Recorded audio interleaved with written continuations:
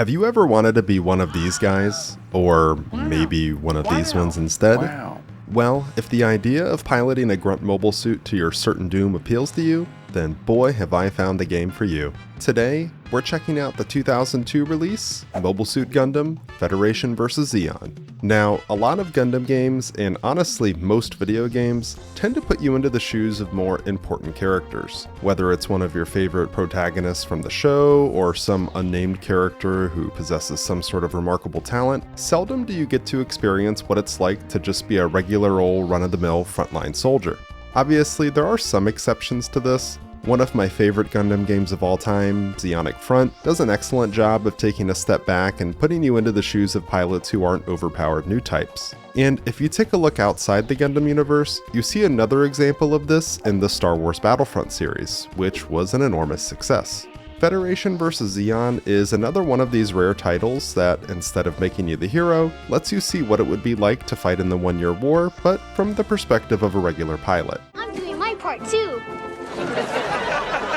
If the game's title wasn't enough to suggest it, you get to experience the conflict as a member of either the Federation or Zeon forces. Game modes offered are pretty straightforward. You've got an arcade mode that lets you play through varying paths of 13 missions. At the beginning of the mode, you choose mobile suits to be used for either ground or space combat, then proceed from there, moving through mission after mission. At some point, if you do happen to die and get a game over, you can re-choose what suits to bring out and continue your run. There's a versus mode, which is exactly what it sounds like. It allows you to set up battles on the stage of your choice and choose both an ally to accompany you and enemies to fight against. You can also name your pilot in both of these modes, and if you name them after one of the main characters from the show, you'll actually play as them, which gives you access to some cool bits of dialogue that plays both as missions are beginning and sometimes during them while fighting. Story mode is by far the largest aspect of the game though. For my playthrough, I sided with the Federation, which many may consider blasphemy, but hey, I normally always go the Zeon route in games like this, so I wanted to mix it up a bit. Upon starting the story, you're presented with a little cutscene that sets up the events for the game. It's the year 0079, humans have been living in space colonies for half a century, a cluster of those colonies declares independence for itself and attacks. It's pretty much the same message that plays at the beginning of the anime if you ever watched it. The campaign starts with you, an unnamed pilot, being given orders to wage war on all fronts and push back against the Zeon aggressors with new prototype mobile suits that will hopefully allow the Federation to stand a fighting chance. Immediately, you'll notice that mission selection isn't entirely linear. Instead, you're given a set of maps, one for Earth and one for space, that are populated with multiple places of interest. As time progresses and you move through the campaign, new missions become available both on the ground and in space, with iconic locations like Luna 2, Texas Colony, Solomon, and more being featured.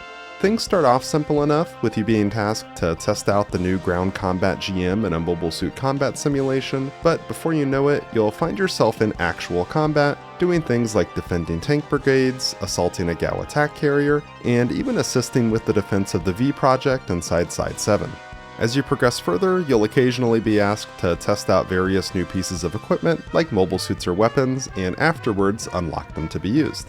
In the beginning stages, it can seem like you don't really have many suits and weapons to choose from, but eventually you'll have pages and pages of them. At one point, I even found myself being asked to help test out the RX-78, Grandpa Gundam itself, and had one delivered to me for use. Getting my hands on this thing was unreal. The power it had on the battlefield compared to the rest of the suits made everything else seem trivial. And if it wasn't for a certain mechanic, from that point forward, I probably would have never used anything else. But the thing is, suits can't just be reused repeatedly. Damage carries over from mission to mission, and suits require resupplying, which takes time. This results in you having to weigh out your options when it comes to what suit you want to bring with you into missions. You can't just spam your best suits repeatedly. You're gonna have to bust out that trusty old GM from time to time. It's worth noting here too that you do sometimes have an ally that tags along, so you also have to factor in what they're deploying in your decision making. To my surprise, they actually weren't completely worthless, so it was worth letting them pilot some of my better units. I was a big fan of this mechanic as it made me really appreciate the power of Gundam or some of my other more powerful suits when I was able to use them. Now, while you yourself may be a no-name soldier, that doesn't mean characters from the show don't appear in the game. Throughout your campaign, Amuro, Char, and other iconic characters appear, and let me tell you, Amuro puts in some serious work. I'd be lying if I said I didn't find myself hanging back at times to let him fight some of the tougher foes. A lot of the biggest moments in the One-Year War are represented here: the death of Garmazabi and the subsequent speech given by his brother Giran, Odessa Day, the defense of Jaburo, the battle for Solomon, Abawaku, and more. It really is a complete 0079 experience. You even get narrated voice lines from characters like Lieutenant Matilda and General Revel as events play out in between missions, which I felt really added to the immersion. I will say though that the conclusion of the story is kinda lackluster. Upon completing the final campaign mission, there isn't really any sort of cutscene or dialogue that happens. The credits just roll and you get to see a total result where you can see your combined statistics from your run-through. Overall though, getting to experience the events of the One-Year War from beginning to end, but from a slightly different perspective than what you might be used to, was enjoyable. Presentation definitely wasn't on the same level as, say, Journey to Jaburo in my opinion, but it wasn't terrible. Just don't go into this one expecting a super cinematic experience. Side note, if you're enjoying my content, be sure to drop a like and subscribe. We're getting really close to 5K subs, and any bit of help would be greatly appreciated.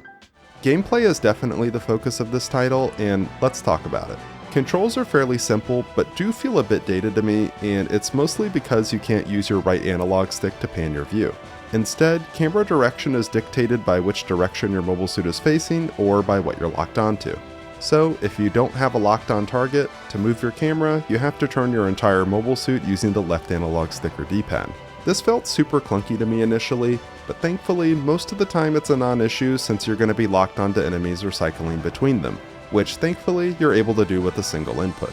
Melee attacks get their own dedicated input, which I'm a fan of, as it allows you to quickly engage close-up targets with a beam saber or other melee weapon without the need to manually switch to them. Suits can also have additional secondary attacks like head vulcans, shoulder-mounted cannons, grenades, or more that are accessible with the touch of a button. Targeting and aiming is handled automatically, as long as you're locked onto your target. Enemies that are locked present themselves in one of two ways: a red circle icon, which indicates that the target is damageable and will take damage if hit, or a yellow circle, which indicates that if you fire at the target, it won't deal damage even if it appears the shot hits them. I get why this was done from a gameplay balancing perspective, as this kinda goes both ways. It prevents enemies from targeting you as well while you're knocked down, but it does slow down combat a bit. The result is, if you hit an enemy that doesn't get killed in one shot, they get knocked down and you end up just sort of waiting for them to pop up and become a valid target again. Sometimes it can take what feels like quite a while. Oftentimes I find myself just sort of waiting for them to get back up, trying to time my shots so that my rounds impacted them just as their targeting icon switched back to red from yellow. I'll say here too that the game can actually be quite difficult at times, particularly in the later stages. I'm not really sure if it's just because the Federation's zero-G capable mobile suits didn't really advance that much towards the end of the war, whereas the Zeon get the Gelgoog, which was an absolute pain in the ass to fight against by the way, or if the difficulty just ramps up naturally, but man, I died a lot. My GM and even gun cannon just didn't seem to cut it at times, particularly in those zero-G stages. It seemed like Gundam was the only thing that could keep up. I certainly proved to the Federation that I am no new type. While Federation vs. Zeon is by no means a bad game, I would honestly find it hard to recommend it over its sequel, Gundam vs. Zeta Gundam, which essentially is an improvement across all aspects. I'm sure there are some out there who prefer the first title, maybe for nostalgia reasons, but I think objectively, the second installment of the series is the better game. I'd love to hear your thoughts on Federation vs. Zeon down below. As always, thanks for watching, until next time.